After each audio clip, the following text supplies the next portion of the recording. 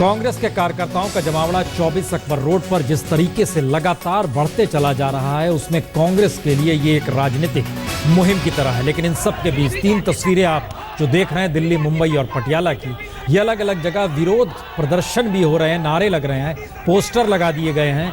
और ये एक संकेत है कि राजनीतिक तौर पर चाहे इस बात का ऐलान किया गया हो सोनिया गांधी के जरिए या फिर कांग्रेस के जरिए कि कानूनी मसले को कानूनी तरीके से निपटेंगे, लेकिन उसके पीछे जो कार्यकर्ताओं का हुजूम जिस तरीके से उमड़ा है, या कह सकते हैं एक हल्की लकीर होती है राजनीतिक तौर पर, सियासी तौर पर पीछे में, जिसमें कहा जाता है कि आप विरोध करेंगे, प्रदर्शन करेंगे, और ये कहीं राजनीतिक ऑक्सीजन का काम करता है। और ये तस्वीरें उसी की हैं जिसमें अलग अलग जगहों पर पेशी से ऐन पहले कार्यकर्ताओं का जमावड़ा और जिस तरीके से माथे पर पट्टी बांध के खासतौर से रायबरेली के कार्यकर्ता पहुंचे, लग ऐसा रहा है जैसे एक राजनीतिक जंग का ऐलान हो चला है।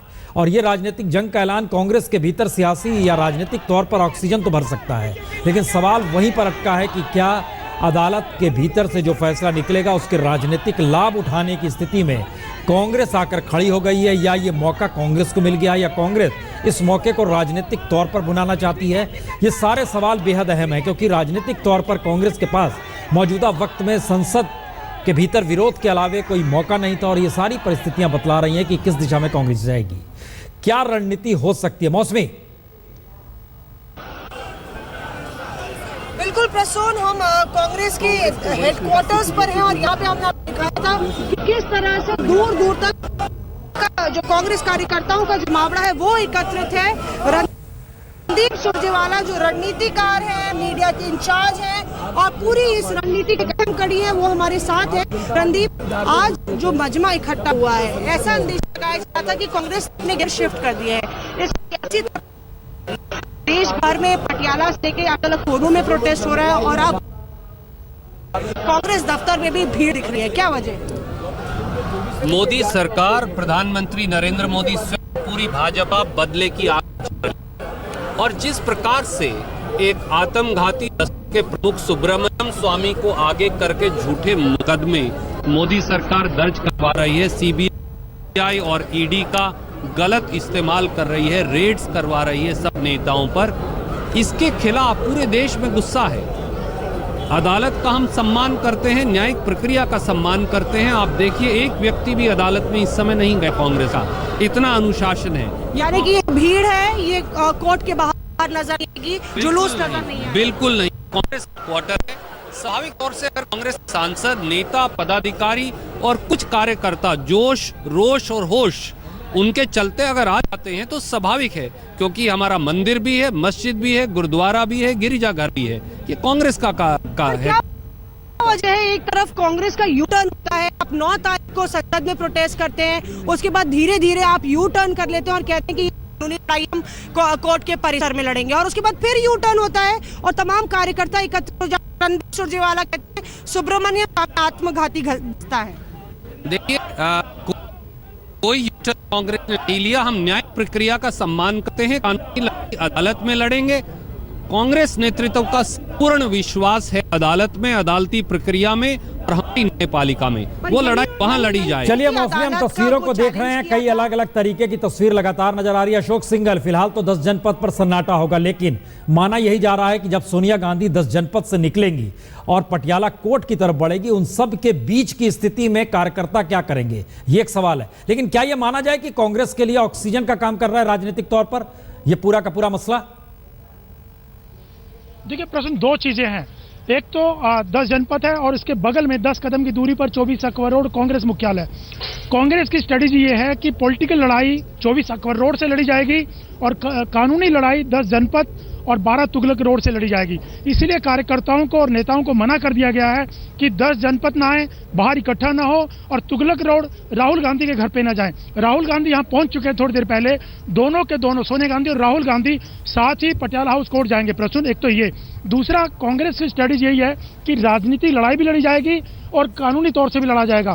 कानूनी तौर से लड़ाई का मतलब यह है कि जो कानून का तरीका है, प्रक्रिया, उसका फॉलो किया जाएगा और कोई भी ऐसा मैसेज नहीं दिया जाएगा कि कार्यकर्ता, सोनिया गांधी कार्यकर्ता और नेताओं के माध्यम से लड़ाई लड़ रही है। इसलिए यहाँ पे सन्नाटा है, शांति है, कोई नेता यहाँ नहीं आया है सोनिया गांधी के घर पे, ना ही कोई कार्यकर्ता यहाँ इकट्ठा हुआ है। हाँ, पैदल मार्च जरूर यहाँ से निकला था, जो रायबरेली से आया था, उसके बाद अमेठी से लोग आए थे पैदल मार्च करते हुए 24 अकबर रोड पे इकट्ठा है। तो दोनों चीज़ों में फ़र्क है। यहाँ पे बिल्कुल कानूनी तौर से दिखाई दे रहा है कि कानूनी तौर से प्रक्रिया का पालन किया जाएगा, इसलिए शांति है। कोई नेता, कोई कार्यकर्ता, ना कोई एंगेजमेंट रखी गई है सोनिया गांधी की यहाँ पे मिलने की।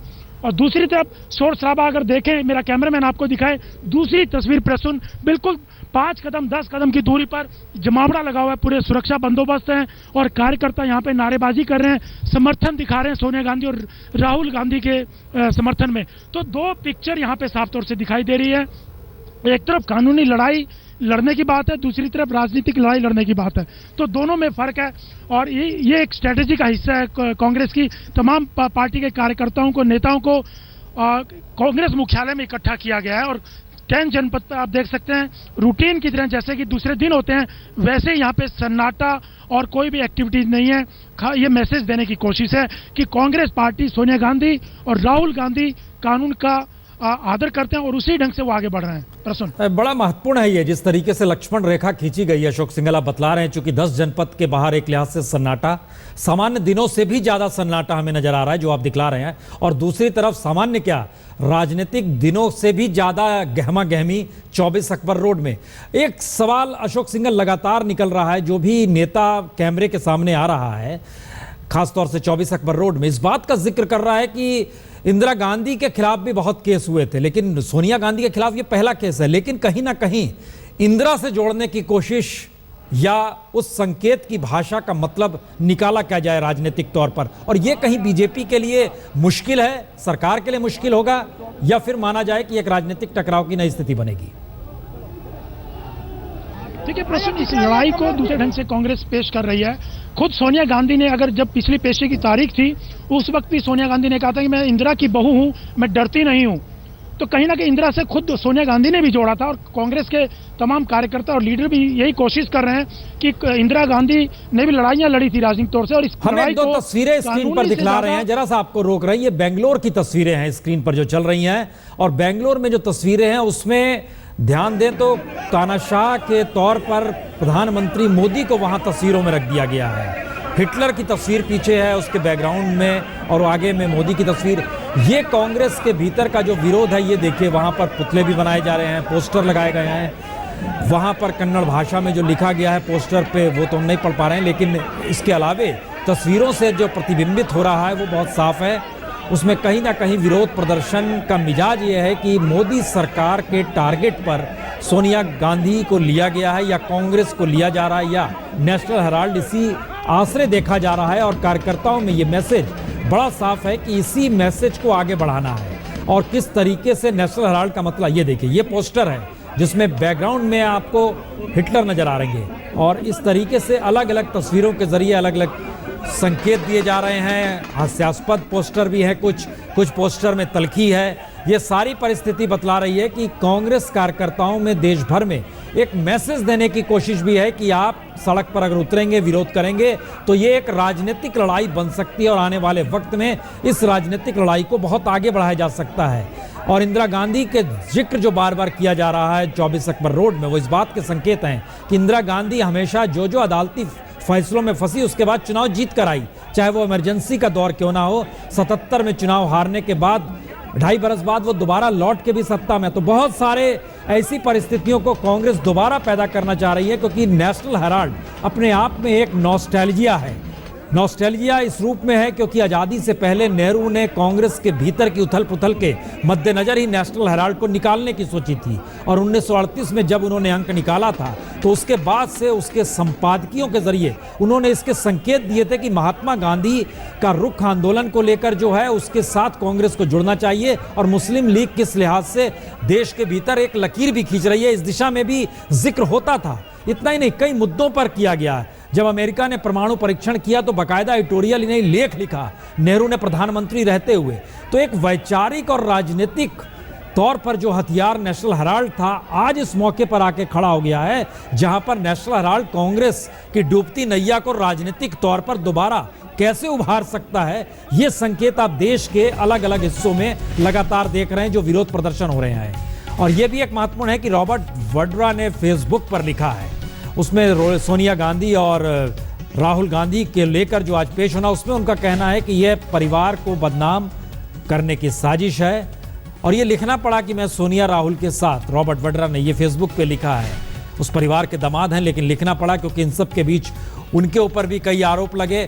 कहीं ना कहीं सारे आरोपों को गांधी परिवार अपने साथ जोड़ रहा है। और इन सब के बीच बड़ा महत्वपूर्ण है कि सुब्रमण्यम स्वामी का जिक्र कहीं ज्यादा महत्वपूर्ण इसलिए हो जाता है, या कांग्रेस नेता बार बार सुब्रमण्यम स्वामी का जिक्र इसलिए कर रहे हैं क्योंकि सुब्रमण्यम स्वामी कोई आज की गोटी नहीं है। जिस वक्त सोनिया गांधी प्रधानमंत्री पद के लिए आगे बढ़ रही थी, उस वक्त मुलायम सिंह ने जो हाथ खींचा था, माना यह जाता है कि उसके पीछे सुब्रमण्यम स्वामी थे और उन्होंने ही चंद्रशेखर और जॉर्ज फर्नांडिस के जरिए मुलायम से समर्थन खिंचवा दिया था और उसके बाद सोनिया गांधी कुछ नहीं कर पाई थी। याद कीजिए, बहुत सारे हिस्टोरिक परिस्थितियां हैं, जयललिता के साथ सोनिया का बैठना। लेकिन बहरहाल इन सारी स्थितियों के बीच एक नज़र दोबारा पटियाला हाउस की तरफ। पटियाला हाउस बहुत सुरक्षित तौर पर, और मेट्रोपोलिटन मजिस्ट्रेट लवलिन की अदालत में जब वहां पर पेश होंगे तो क्या क्या हो सकता है, कैसे कैसे होगा, अंजना जरा सुनिए और बताइए जरा। केसी मित्तल जी हमारे साथ हैं जो कांग्रेस पार्टी की तरफ से अदालत में इस पूरे मामले को लड़ रहे हैं। अब मेरा सवाल आपसे ये है कि ये जो आज यहाँ पर हम कांग्रेसी कार्यकर्ता नहीं देखे रहे हैं, वो इसलिए क्योंकि आप लोगों को ये समझ में आया कि कहीं कोर्ट को ऐसा ना लगे कि हम प्रेशर डाल रहे हैं। ये महत्वपूर्ण बिंदु है जिसकी वजह से यहाँ किसी को नहीं लेके आया आप। देखिए, ऐसा है, कोर्ट की जो प्रोसीडिंग्स हैं, हाँ। उसको बड़ा शांतिपूर्वक होना चाहिए। और ये मैडम ने कल स्पष्ट कर दिया था। आप भी मीटिंग में थे? हाँ, आप भी थे। आप लोगों को किस तरह से इंस्ट्रक्ट किया? नहीं, वो तो सबको मैसेज आ जाता, बता दिया जाता है, उतना ही काफी होता है। उन्होंने पब्लिकली भी मेरे ख्याल कहा है, जो मीडिया ने भी कवर किया है। तो कोर्ट प्रोसीडिंग्स में क्या दिक्कत होना चाहिए, और पीसफुल होगा, पीसफुल हो रहा है। कितनी बड़ी मुश्किल है, क्योंकि कुछ सूत्रों के हवाले से खबर आ रही है कि बेल बॉन्ड सोनिया गांधी तो भर देंगी लेकिन शायद राहुल ना भरे, और एक राजनीतिक तरीके से इसको भुनाने की कोशिश हो।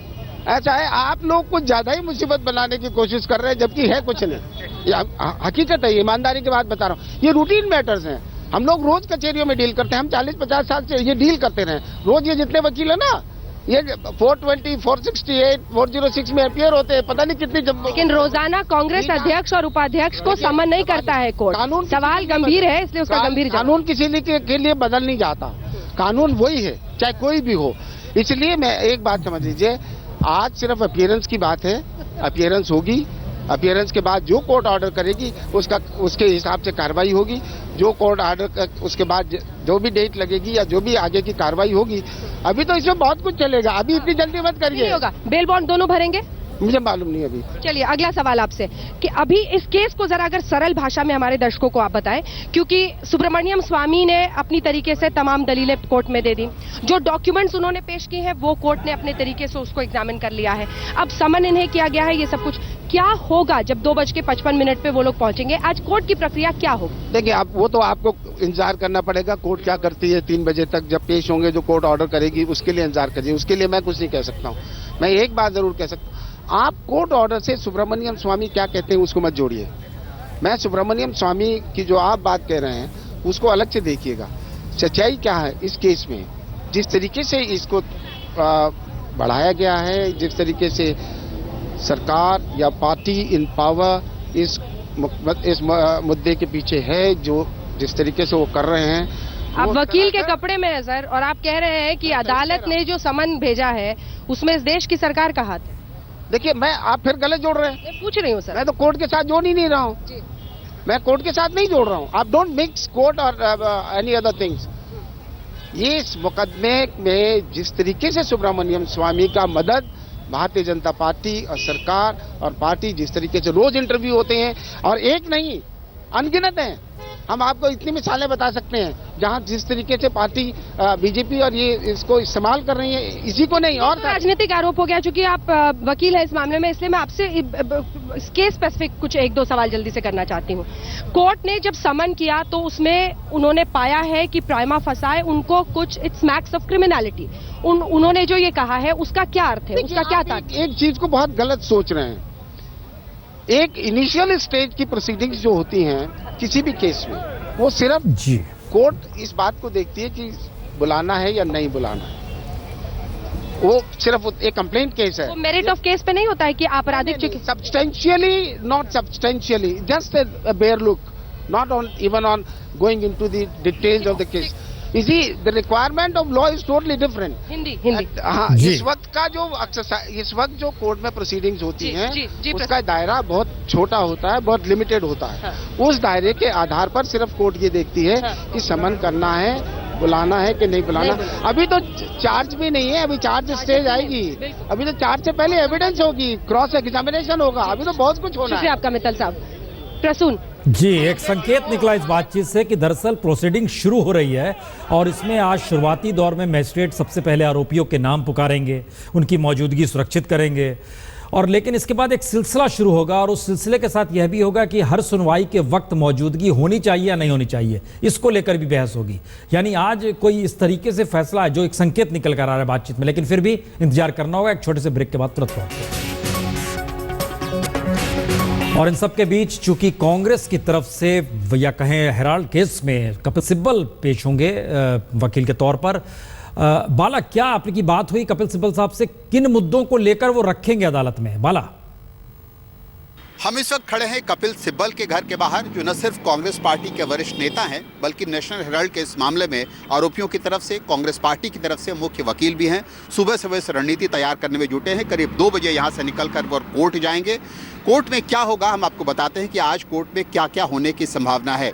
जैसा कि आपको पता है कि अपने पिछले आदेश में कोर्ट ने ये कहा था कि सुब्रमण्यम स्वामी ने इस मामला दायर किया है, जो केस दायर किया है, उसको देखते हुए प्रथम दृष्टया ये मामला बनता है और ये आदेश दिया था कि सभी आरोपी व्यक्तिगत तौर पर आकर कोर्ट में पेश हों। आज जब ये सभी आरोपी सोनिया गांधी, राहुल गांधी समेत पेश होंगे, उसके बाद 4 चीज़ें हो सकती है। पहली सूरत ये हो सकती है कि मजिस्ट्रेट जो जज है वो इस बात से संतुष्ट हो कि इन आरोपियों के कहीं देश छोड़कर या कहीं भाग जाने की संभावना नहीं है, वो मुकदमे को फेस करने के लिए, मुकदमा लड़ने के लिए मौजूद हैं। तो ऐसी सूरत में अगर जज चाहे तो बिना किसी शर्त के इन लोगों को रियायत मिल सकती है। दूसरी सूरत ये हो सकती है कि इनको बेल बॉन्ड जमानत याचिका दाखिल करने को कहा जाए, बेल बॉन्ड भरने को कहा जाए और बेल बॉन्ड सूत्रों के मुताबिक अगर ऐसा कहा जाता है तो बेल बॉन्ड भर दिया जाएगा। तीसरी सूरत ये हो सकती है कि कोर्ट इन लोगों को पर्सनल बॉन्ड भरने के लिए भी कहे और जानकारी जो मिली है सूत्रों के मुताबिक अगर ऐसा भी होता है, पर्सनल बॉन्ड भरने की बात भी आती है, तो कांग्रेस पार्टी इसके लिए भी तैयार है। और चौथी सूरत ये हो सकती है कि उनकी जमानत याचिका खारिज हो जाए और ऐसे में आरोपियों को जेल जाना पड़ सकता है। कोर्ट में क्या होगा ये पूरी तरह अदालत पर निर्भर करता है, जज पर निर्भर करता है, लेकिन जो कानून के जानकार हैं वो जैसा बताते हैं, ज़्यादा संभावना इस बात की बताई जा रही है कि इन आरोपियों को आज कोर्ट में जमानत मिल जाएगी और इसके बाद ये मामला कोर्ट में आगे बढ़ेगा। बालकृष्ण, दिल्ली, आज तक। मद्देनजर मेट्रोपॉलिटन मजिस्ट्रेट लवरीन की अदालत में चूंकि ये पूरा मामला सुना जाएगा और इन सब के बीच हम पहले चलते हैं, चूंकि जहां पर मौजूद हैं हमारे अहमद अजीम, सुप्रीम कोर्ट। अहमद अजीम, किस रूप में देख पा रहे हैं आप वहां पर? और ये पटना की तस्वीर हम आपको दिखा रहे हैं, उधर चलें उससे पहले, कि जिस तरीके से अलग अलग जगहों पर विरोध प्रदर्शन हो रहे हैं देश के, उसमें हमने इससे पहले बेंगलोर दिखाया था, ये पटना की तस्वीरें। कमोवेश हर जगह इस तरीके से विरोध प्रदर्शन कांग्रेस ने बहुत स्ट्रेटेजिकली, कहें रणनीति के तौर पर इस पूरे मामले को लिया है और इस मामले के मद्देनजर राजनीतिक तौर पर कांग्रेसी कार्यकर्ताओं में अलग जगाने की कोशिश है कि राजनीतिक तौर पर आगे की लड़ाई के लिए तैयार हैं और इसे एक बड़ा मुद्दा अगर बना सकते हैं तो इस मुद्दे के आसरे राजनीतिक हित भी साधे जा सकते हैं और राजनीतिक निशाने भी बनाए जा सकते हैं। तो कांग्रेस शायद नेशनल हेराल्ड मुद्दे के जरिए अपने तमाम कार्यकर्ता और तमाम सदस्य, इतना ही नहीं बल्कि सांसदों को भी कहा गया वो भी अगले आधे घंटे के भीतर 24 अकबर रोड पहुंच जाएंगे। तो ये सारी तस्वीरें बतलाती हैं कि राजनीतिक तौर पर नई तरह की मशक्कत करने की स्थिति में नेशनल हेराल्ड के जरिए ही सही, लेकिन कांग्रेस आ रही है। अब हम अहमद के पास चलें। नेशनल हेराल्ड मामले में ऐतिहासिक सुनवाई होनी है पटियाला हाउस कोर्ट में, मेट्रोपॉलिटन मजिस्ट्रेट लवलीन की कोर्ट में। और हम इस वक्त मौजूद हैं पटियाला हाउस कोर्ट के बाहर। आप देख सकते हैं यहाँ पर मीडिया का भारी जमावड़ा है यहाँ पर, और भारी सुरक्षा बंदोबस्त यहाँ पर किए गए हैं। मैं अपने कैमरामैन से चाहूँगा कि वो दिखाएं। आप मेरे बाएं तरफ देख सकते हैं ये जो लैंप पोस्ट है, इसमें 2 सीसीटीवी कैमरे लगे हैं। कल खास तौर पर 16 सीसीटीवी कैमरे जो क्लोज सर्किट कैमराज हैं, जूम कैमराज, उनको लगाया गया है। पूरे इस 2 नंबर एंट्री के से जितने भी आप देख सकते हैं पोल्स हैं, सब में सीसीटीवी कैमरे लगाए गए हैं। 16 नए कैमरे लगाए गए, 36 कैमरे यहाँ पर पहले से लगे हुए थे। और एसपीजी ने कल सुबह से ही आकर यहाँ पर मुआयना शुरू कर दिया था। पूरा एक सिक्योरिटी प्लान उन्होंने तैयार किया है। और हम चाहेंगे अपने कैमरामैन से कि वो दिखाएं कि अभी भी जो एसपीजी के अधिकारी हैं वो सब अंदर मौजूद हैं। ठीक आप देख सकते हैं मेन बिल्डिंग के नीचे जो ब्लू कोर्ट में जितने लोग मौजूद हैं वो सभी एसपीजी के लोग हैं, और कोर्ट में हर जगह एसपीजी के लोग मौजूद हैं। पूरा रास्ता जहां से राहुल और सोनिया गांधी कोर्ट जाएंगे उस सब की बैरिकेडिंग कर दी गई है। जितने भी यहाँ पर मेटल डिटेक्टर्स जो खराब भी पड़े हुए थे उनको सही किया गया है, और जो जहां और जरूरत थी वहां पे लगाए गए हैं। पुलिस ने बाकायदा एक कंट्रोल रूम इसके लिए बनाया है। सिविल ड्रेस में बहुत से पुलिसकर्मी यहाँ पर तैनात रहेंगे। पूरा तिलक मार्ग थाना और आसपास के थाने से लोगों को यहाँ पर डिप्यूट किया गया। आप देख सकते हैं यहाँ पर भारी संख्या में पुलिस बल सुबह से ही तैनात है, क्योंकि ये एक ऐसा मामला है जिसमें कांग्रेस अध्यक्ष सोनिया। तो सुरक्षा बंदोबस्त भी हैं, इन सब के बीच विरोध प्रदर्शन भी है, गुस्सा भी है, नारे भी हैं, पोस्टर भी है, राजनीतिक तौर पर कांग्रेस को जीवित करने की कोशिश भी है, और साथ ही निशाने पर मोदी सरकार भी है। ये सारी परिस्थितियां एक साथ नेशनल हेराल्ड मसले को लेकर है, लेकिन 10 जनपद के बाहर भी खामोशी है।